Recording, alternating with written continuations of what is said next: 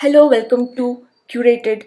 Today we will be solving a problem which is frequently asked in interviews at companies like Amazon, Google, Microsoft, and other product based companies. Let's start with the question description.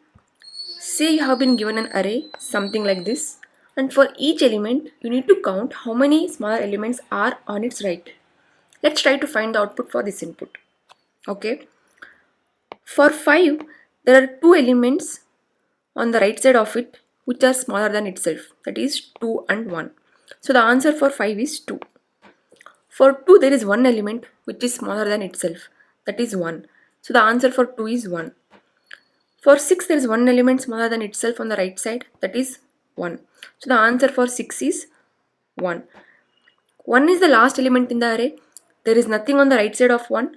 So the answer for 1 is 0. So this is the output we will be returning for the given input.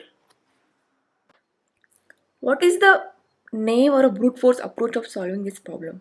It's straightforward, right? For every element, iterate over all its elements on the right and find the smaller elements. So we need to do it for every element. We will need two for loops for doing that. Okay. For the first for loop, let's call the iterator as I, which starts from the first element and iterates till the last element. The second for loop, let's call the iterator as j, which starts from I plus 1 and goes till the last element.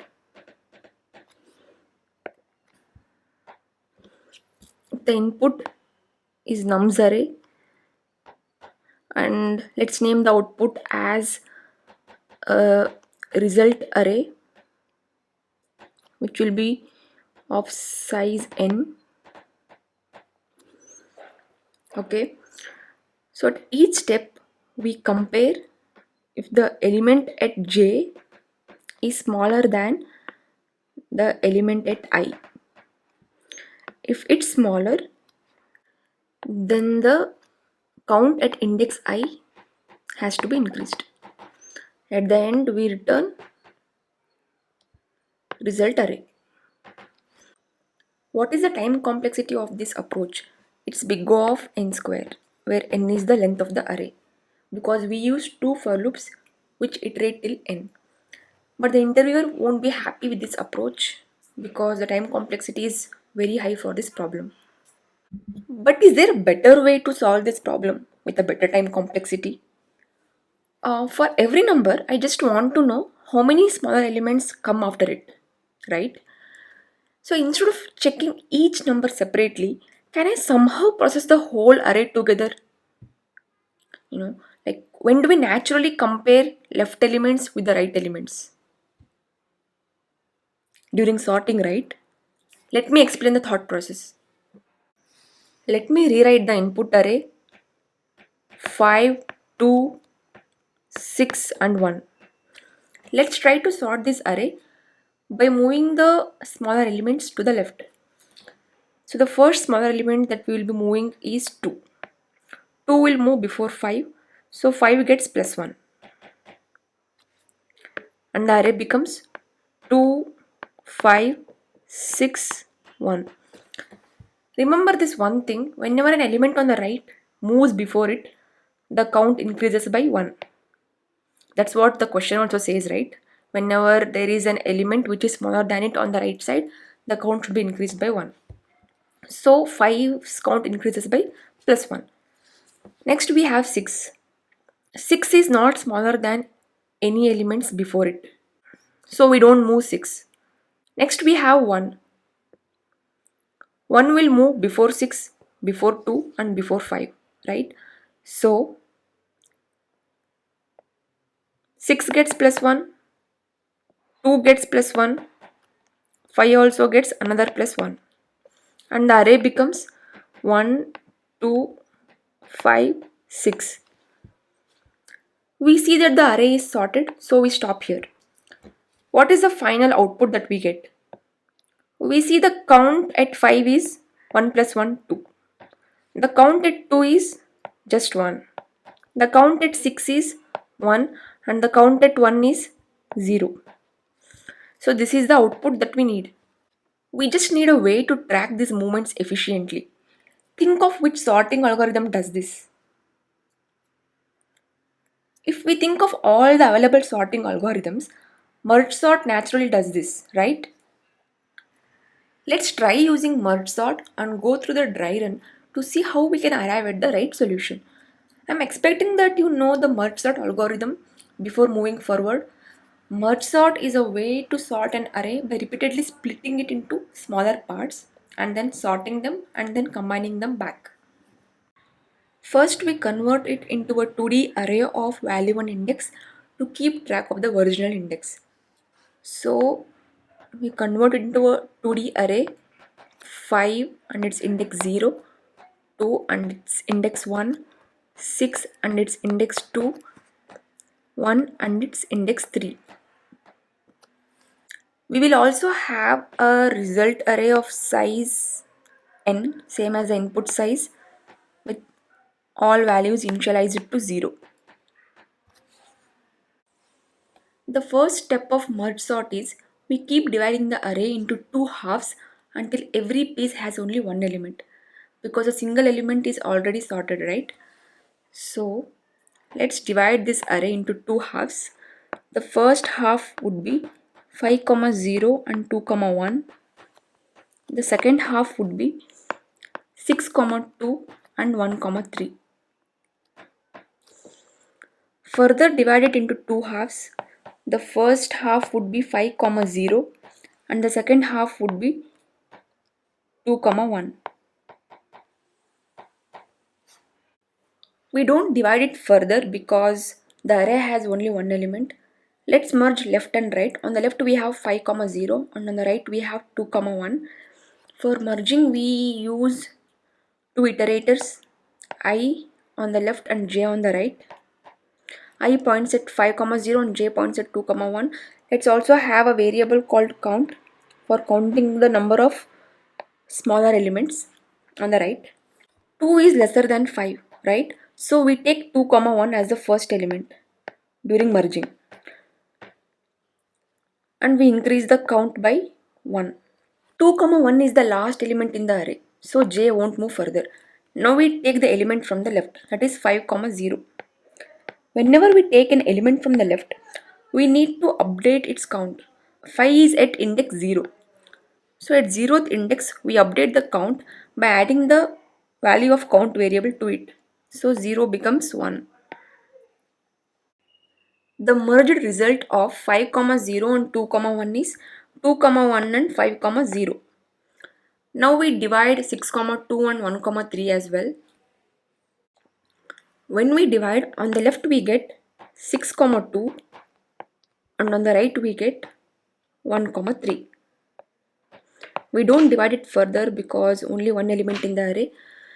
Now we try to merge 6, 2 and 1, 3.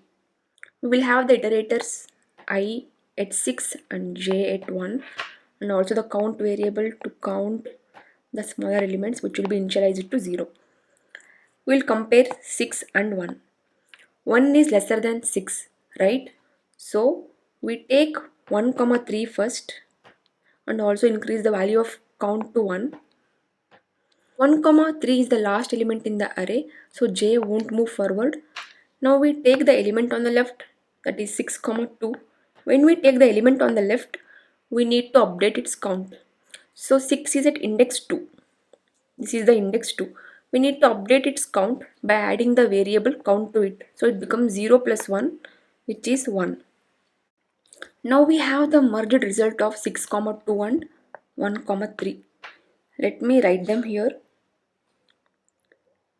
1, 3 and 6, 2.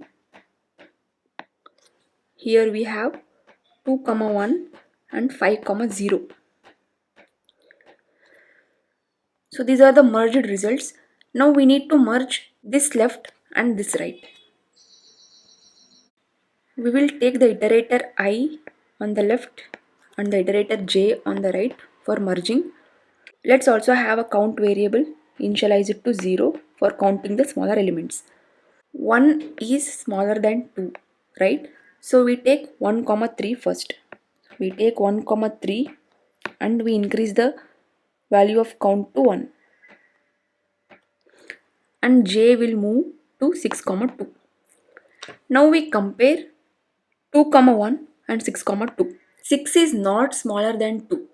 So we take 2 comma 1. When we take an element on the left, we need to update its count. So 2 is at index 1. At index 1, we update the count by adding the count variable, which is 1. So we add 0 and 1 and it will become 1. I moves to the next element 5 comma 0. I is at 5 comma 0 and j is at 6 comma 2. So we compare 5 and 6. Is 6 smaller than 5? No. So we take 5 comma 0.